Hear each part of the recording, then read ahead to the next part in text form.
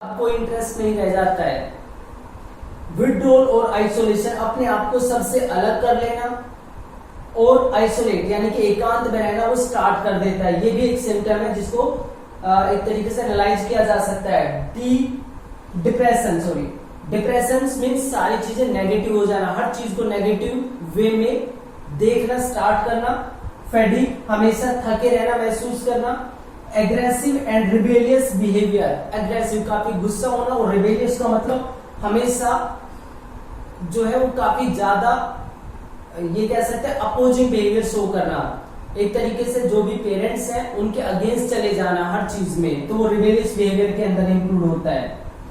डेटेरियोरेटिंग relationship family and friends, family और friends के साथ सभी के साथ जो रिलेशनशिप है वो डेटेरियोरेट खत्म होने लगते हैं। इसके अलावा loss of interest in hobbies, जो भी इंटरेस्ट है जो भी हॉबीज है वो सारा खत्म होना स्टार्ट हो जाता है, उसमें कोई इंटरेस्ट नहीं बचता हॉबीज में। Change in sleeping and eating habits, कब सोना है, कब उठना है, कब खाना है, सारी चीजें बदल जाती है। इसके अलावा फ्लक्चुएशंस इन वेट, एपेटाइट एटसेट्रा, वेट में फ्लक्चुएशंस आती है और एपेटाइट, भूख लगना ना लगना, ये सारी चीजों में भी काफी ज्यादा फ्लक्चुएशन देखने को मिलती है। तो अगर ये सिम्टम, ये जो साइन है अगर देखने को मिल रहे हैं तो इसका मतलब है कि वो पर्टिकुलर यंगस्टर ड्रग या अल्कोहल अब्यूज की तरफ अट्रैक्ट हो रहा है, यानी कि वो मोटिवेट हो रहा है ड्रग और अल्कोहल अब्यूज के लिए। तो उसको ऐसा करने से रोका जा सकता है, उसको स्टॉप किया जा सकता है ड्रग या अल्कोहल अब्यूज करने से, उसको काउंसलिंग या एक गाइडेंस प्रोवाइड करके ऐसा करने से रोका जा सकता है। So these are the adverse effects and these are the warning signs which can be analyzed in a particular youngster whether he or she is going to be addicted or not। तो इन सारे symptoms को, सारे sign को देख के predict किया जा सकता है कि वो पर्टिकुलर जो यंगस्टर है वो सही ट्रैक पे है या वो रॉन्ग ट्रैक पे जा रहा है।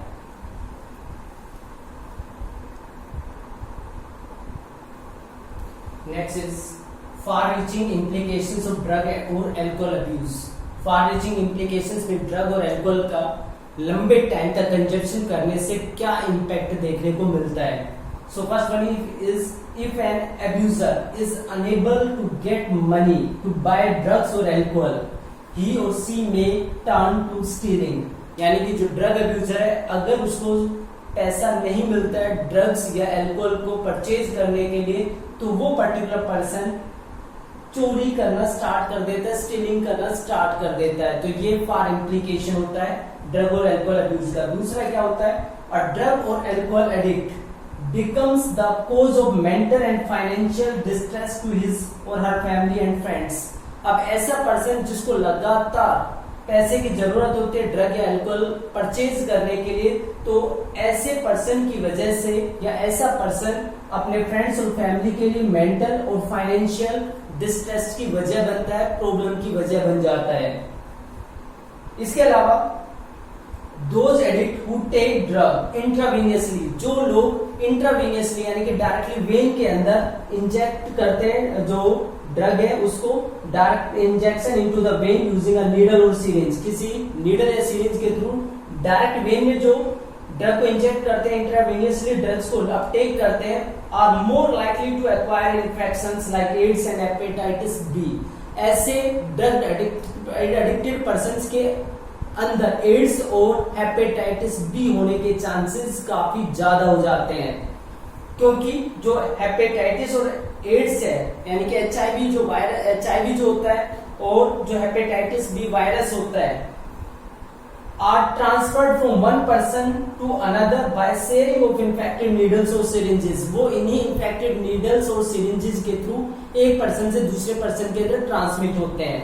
इसके अलावा both AIDS and hepatitis B transmitted through sexual contact or infected blood। ये जो दोनों डिजीज है ये सेक्सुअल कॉन्टैक्ट से जनरली और इन्फेक्टेड ब्लड से ट्रांसमिट होते हैं। तो ये भी एक फार इम्प्लीकेशन है, यानी कि अगर ड्रग और अल्कोहल अब्यूजर की बात की जाए, खासकर ड्रग और अल्कोहल अब्यूजर की बात की जाए तो उसमें ये इम्प्लीकेशंस एक लंबे टाइम के बाद देखने को मिलते हैं। तो ये काफी हॉरिबल कंडीशंस होती हैं जो इन पर्टिकुलर केसेस में देखने को मिलती है।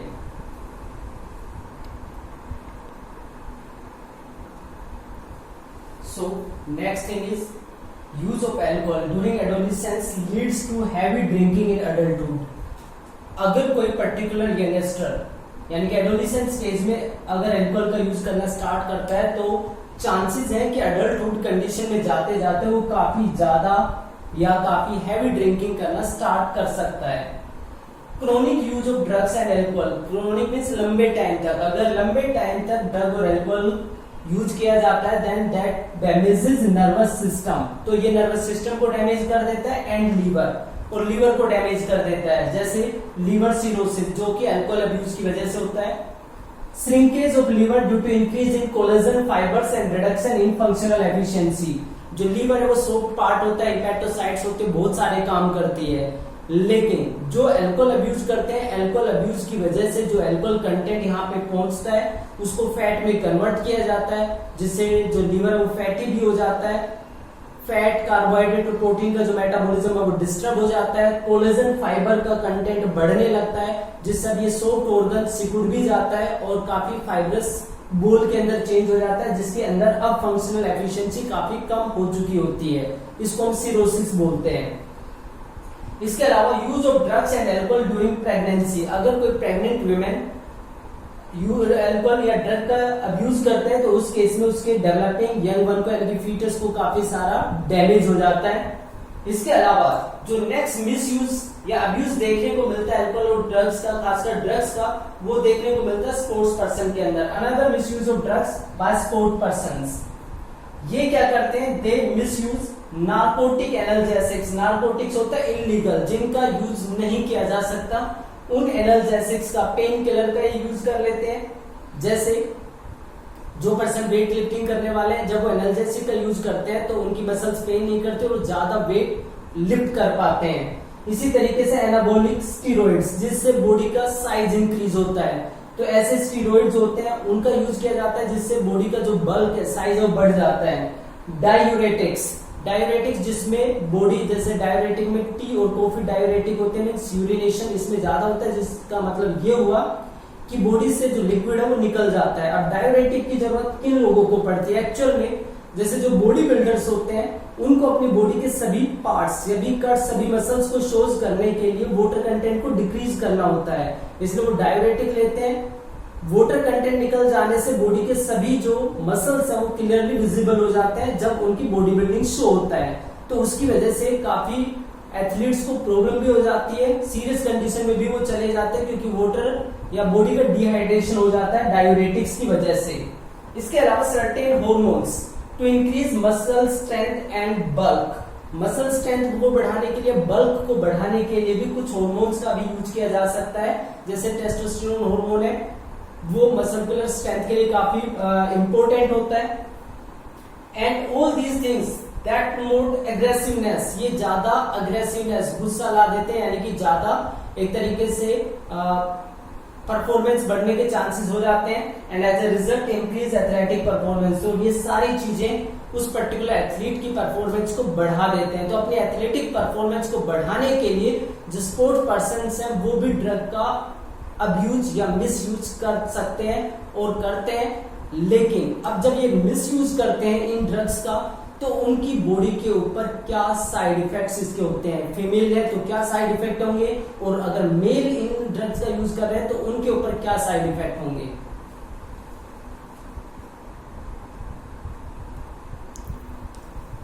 Side effects of the use of anabolic steroids, जो एनाबॉलिक स्टेरॉइड यूज किए जाते हैं मेल और फीमेल के अंदर उनका क्या इम्पैक्ट होता है। इन फीमेल्स, फीमेल के अंदर एनाबॉलिक स्टेरॉइड की वजह से क्या साइड इफेक्ट होते हैं। फर्स्ट वन इज मस्कुलाइजेशन, मस्कुलाइजेशन का मतलब होता है फीचर्स लाइक मेल्स, मेल्स की तरह मस्कुलर डेवलपमेंट हो जाता है, तो मस्कुलिनाइजेशन फीमेल्स के अंदर हो जाता है। सेकेंड इंक्रीज्ड एग्रेसिवनेस, काफी ज्यादा गुस्सा जो होता है वो आना स्टार्ट हो जाता है। मूड स्विंग्स, बार बार मूड बदलता रहता है। इसके अलावा मूड स्विंग्स में जैसे अभी हैप्पीनेस है तो अभी कुछ ही टाइम में इमोशनल आउटब्रस्ट हो सकता है, यानी कि इमोशनली वीक सेक्शन भी आ सकता है इसमें। Depression, negative thinking, abnormal menstrual cycle, excessive hair growth on face and body, जैसे मेल के अंदर होता है ऐसा एक्सेसिव ग्रोथ हेयर का बॉडी के ऊपर और फेस के ऊपर ये हो सकता है। एंड अनलार्जमेंट ऑफ क्लिटोरिस, जो जेनाइटल ऑर्गन होता है क्लिटोरिस, उसका अनलार्जमेंट हो जाता है, वो साइज में इंक्रीज हो जाता है। इसके अलावा डीपनिंग ऑफ वॉइस, मेल के केस में जो वॉइस है वो डीप होती है, तो यहाँ पे फीमेल के केस में वॉइस डीप होना स्टार्ट हो जाती है। मेल्स की बात करें तो मेल्स में एक्ने होते हैं, जो मुहासे होते हैं या फुंसियां होते हैं, वो होना स्टार्ट हो जाती हैं। इंक्रीज एग्रेसिवनेस, यहाँ पे भी गुस्सा काफी ज्यादा आता है। मूड स्विंग्स, मूड बार बार बदलता है। डिप्रेशन, नेगेटिव थिंकिंग आनी स्टार्ट हो जाती है। रिडक्शन साइज ऑफ टेस्टिकल्स, जो टेस्टिस है उनका साइज रिड्यूस होना स्टार्ट हो जाता है, यानी कि इनफर्टिलिटी के चांसेस बढ़ते चले जाते हैं। Potential for kidney and liver dysfunctions, liver और किडनी के काम करने पे काफी ज्यादा इंपैक्ट होता है, उनकी एफिशिएंसी कम हो जाती है। इसके अलावा ब्रेस्ट एनलार्जमेंट जो जैसे फीमेल के केस में होता है, ऐसी एनलार्जमेंट यहाँ पे भी हो जाती है। प्रीमेच्योर बाल्डनेस, टाइम से पहले जो हेयर फॉल है वो हो जाता है। अनलार्जमेंट ऑफ प्रोस्टेट ग्लैंड जो कि मेल एसेसरी ग्लैंड होती है, वो भी काफी बड़े साइज की हो जाती है। तो ये कुछ साइड इफेक्ट्स है जो मेल के केस में देखने को मिलते हैं। लेकिन अगर क्रोनिक यूज किया जाए इन ड्रग्स का, स्टीरॉइड्स का, तो एडोलेसेंट दोनों मेल और फीमेल में कुछ फीचर कॉमन होते हैं। वो क्या होते हैं? Several facial and body acne, पूरी बॉडी के ऊपर और फेस के ऊपर काफी सारे एक्ने हो जाते हैं। इसके अलावा premature closure of the growth centre of long bones, जो लॉन्ग बोन्स है वहां पे कुछ सेंटर्स होते हैं, उनकी वजह से बोन्स की जो लेंथ है वो इंक्रीज होती है और जिससे हाइट इंक्रीज हो जाती है। लेकिन ड्रग्स अब्यूज करने की वजह से जो ग्रोथ सेंटर है ये टाइम से पहले ही रुक जाते हैं, काम करना बंद कर देते हैं, जिसकी वजह से स्टंटेड ग्रोथ हो सकता है, यानी कि हाइट रुक जाती है। So these are the various effects of drugs and alcohol abuse. Drug और अल्कोहल अब्यूज के केस में अलग अलग तरह के इफेक्ट्स देखने को मिलते हैं। तो जो स्पोर्ट्स पर्सन है उनमें फीमेल के अंदर ये वाले फीचर्स देखने को मिलते हैं, तो मेल के अंदर दूसरे जो फीमेल लाइक फीचर्स हैं वो डेवलप होने स्टार्ट हो जाते हैं। Now the last part is prevention and control. कैसे हम इसको रोक सकते हैं और कैसे कंट्रोल कर सकते हैं? तो हमेशा जैसे बाकी चीज जगह पे भी हम स्टडी करते हैं कि प्रिवेंशन ही बेटर होता है क्योर से, तो यहाँ पे भी प्रिवेंशन को ही बेटर माना जाता है। और अब किन चीजों को यहाँ पे एक तरीके से एनालाइज करना होता है, किन चीजों के ऊपर फोकस करना होता है ताकि ड्रग और अल्कोहल एडिक्शन को रोका जा सके।